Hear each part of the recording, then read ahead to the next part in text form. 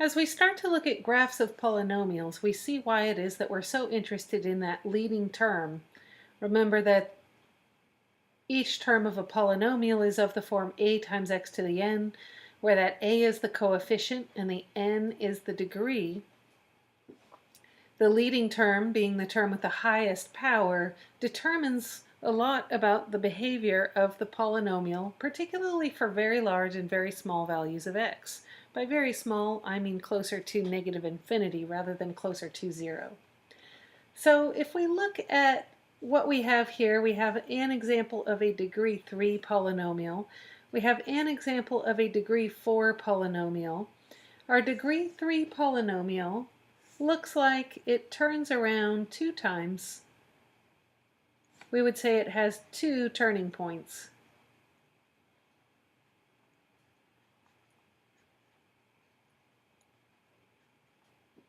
Our degree 4 polynomial looks like it turns around 3 times. We would say it has 3 turning points.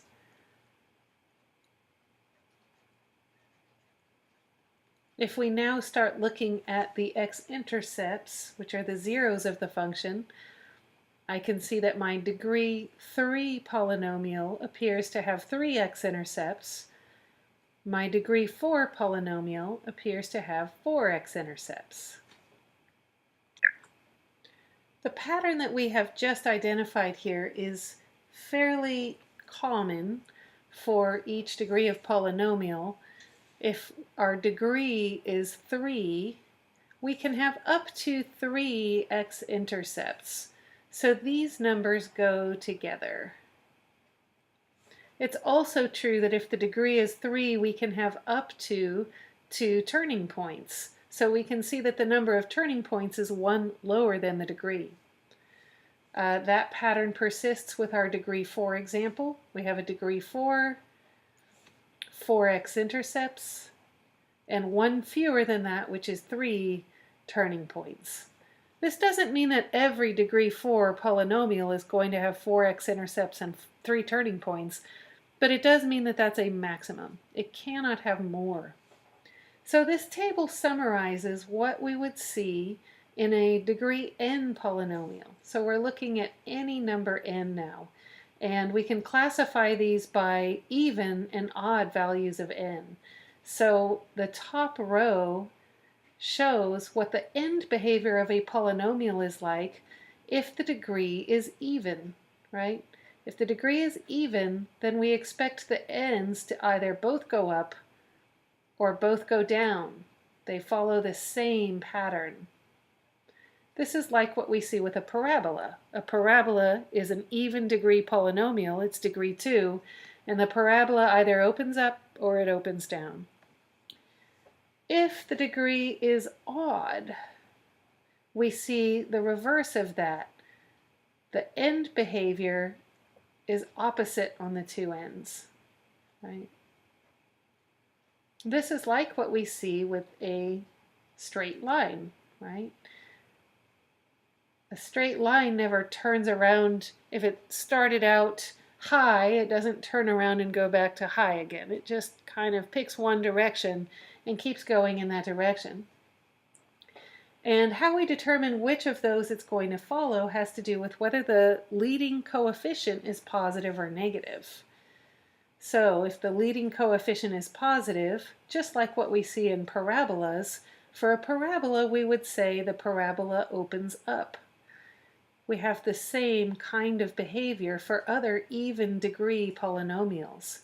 If the leading coefficient for a quadratic function is negative, we would say the parabola opens down. Now, these aren't parabolas, but they do have similar end behavior. They may jump around lots of times in between, we never know, right? Depending on the degree and depending on the function itself. But the end behavior is completely determined by the degree and the leading coefficient. Same is true for these odd degree functions. They may jump around several times in between. They may drop very low and turn around and come back. Right? There's lots of different patterns for what we can see in between. But we see that if the leading coefficient is positive, then just like a line with positive slope, if we go out far enough, we will see a generally increasing pattern. And if that leading coefficient is negative, then if we go out far enough, we will see a generally decreasing pattern.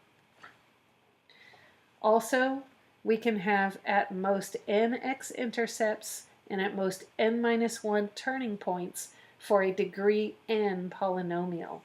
For these examples we already saw, this was n equals 4. So n-1 was my 3 here for the maximum number of turning points, and n equals 4 for the maximum number of x-intercepts. On the first one we saw n equals 3, so my maximum number of turning points was n-1, which is 2, and my maximum number of x-intercepts was n, which is 3. Looking at this graph now, we're going to count the turning points. We turn here, here, and here for a total of 3 turning points. We can see that this is an even degree polynomial due to the fact that both ends go down, both ends go the same direction, and so this is the behavior we would see in an even degree polynomial with a negative leading coefficient. So I'm going to say negative here. Counting up our x-intercepts now, it looks like one of our turning points is also an x-intercept, and we have 2 more over here on the right, so we have a total of 3 x-intercepts. For minimum degree, I'm going to go from my number of turning points. This turns 3 times, and I know that that can be at most n-1. So if n-1 were equal to 3, then that would make n equal to 4. 4 is even. We know this to be an even degree polynomial, so this is holding together pretty well. And we would say the degree has got to be at least 4 because we can have at most 3 turning points on a degree 4 polynomial. Going through this process again, we start by counting up our turning points. We turn up here, down here, up here, and down here for a total of 4 turning points. This appears to be an odd degree polynomial because the end behavior, we can see that the 2 ends don't point both up or both down. And so this would be the behavior of an odd degree polynomial with a positive leading coefficient. We can see that by the fact that if we look at it from a distance, just concerning the end behavior, it is an overall increasing pattern. So we would say the sign of the leading coefficient this time is positive. We could indicate that with a plus or with the word positive. Now, counting up the x-intercepts, we have 1, 2, 3, 4, and 5 x-intercepts. Finally, we determine the minimum degree from the number of turning points. If n-1 were equal to 4, that would be the maximum number of turning points for a degree n equals 5 polynomial. We then confirm that we said this looked like an odd degree polynomial and 5 is an odd number, so we're going to say that the minimum degree for this is 5.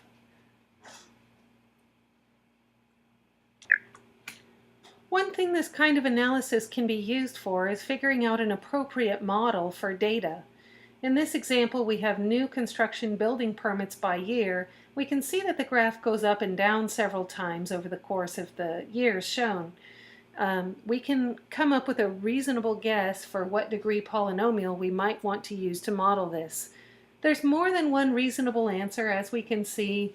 There's a little bit of a dip here toward the beginning, which we could decide is important in our model or is something that we would rather just smooth over, right? So we could either include that dip or not. If we choose not to include it, maybe I would draw something that looks a little bit like this, and ignoring some of this slight movement out here, this looks like a polynomial that has 1, 2, 3, 4 turns. So 4 turning points seems to be enough.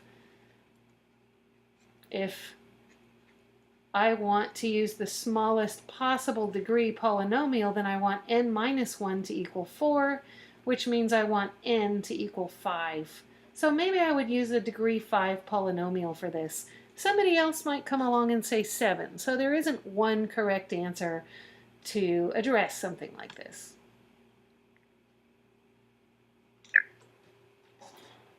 To sketch a graph of a polynomial given a set of characteristics, we want to think about the maximum number of zeros that we could get.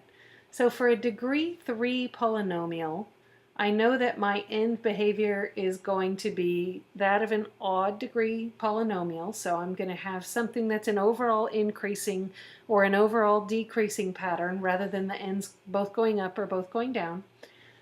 This could have up to 3 zeros, which is the same as x-intercepts,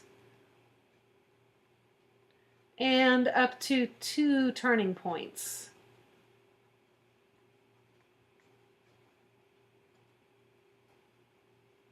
Since I want this to have only 1 real zero, that means that I need to find a way to get those turning points so that it looks like a degree 3, but not get 2 of those potential zeros. So I want to leave out 2 potential zeros.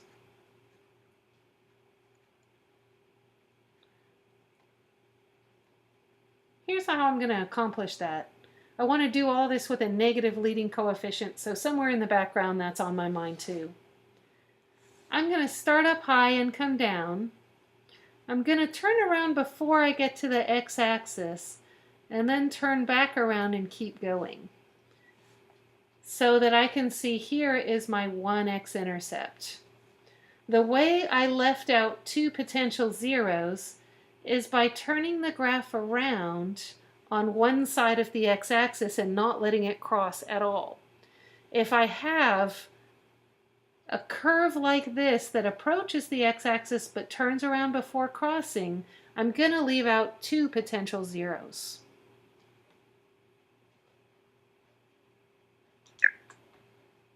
Note that it would also be possible to get this graph by coming down, crossing the x-axis, then turning around and having the part of the graph that doesn't reach the x-axis occur over here on the right.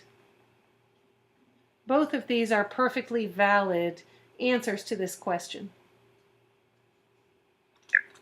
Now let's consider another situation. Here we have degree 4. A degree 4 polynomial can have up to 4 zeros, real zeros, or x-intercepts.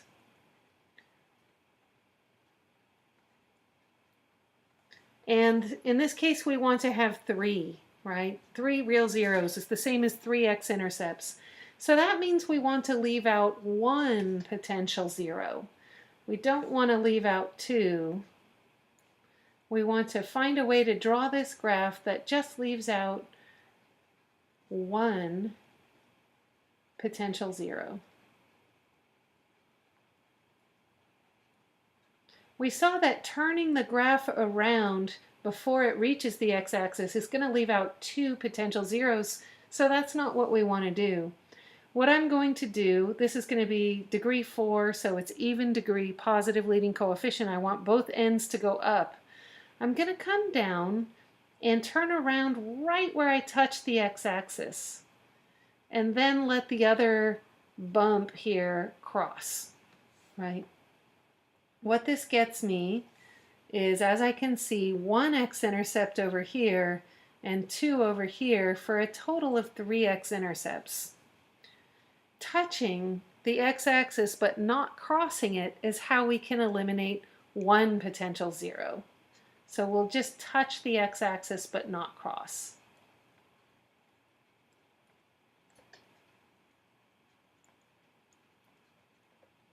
Just like in the previous example, there are other ways to draw this. Let's see another way. So another way to draw this might be to come down and cross, turn around and have this bump from below just barely touch the x-axis. Again, we can see that we get 1, 2, 3 x-intercepts, and we still have a degree 4 polynomial with a positive leading coefficient. Finally, it also works to come down, cross,